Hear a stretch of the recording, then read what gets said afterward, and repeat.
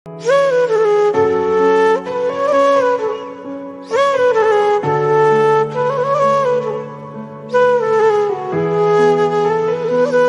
10 दिन तले सीना मृत्यु बंची जाइथिले किंतु आज कार दुर्घटना रे चली जाइछि विधायिका जीवन।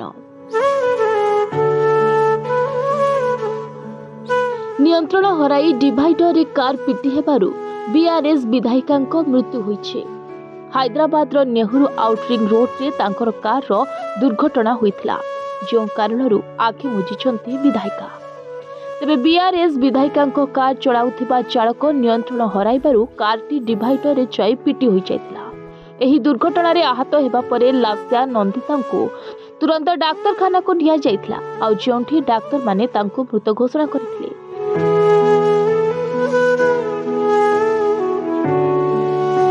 तेबे कारटी द्रुत गति रे थिबारु दुर्घटना परे कार सामना पट संपूर्ण भांगी जाइथिबा देखा जाइथिला।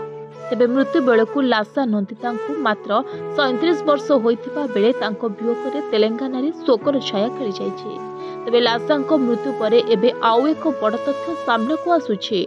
कहा जाउछि जे 10 दिन तले मध्य लासा कार दुर्घटनाग्रस्त होइतिला। से तेलंगाना मुख्यमंत्री रेवंत रेड्डी एक कार रैली रे जोग देबाकू जाइथिबा बेले मद्यप ड्राइवर तांको गाड़ी को धक्का देथिला। एही दुर्घटना रे तांको होमगार्ड कर मृत्यु होइथिबा बेले से सामान्य आहत होइथिले। हेले 10 दिन परे पुणी एभली दुर्घटना हेबो ओ तांको जीवन चलीजिबो बोली केही भी भाबी नथिले।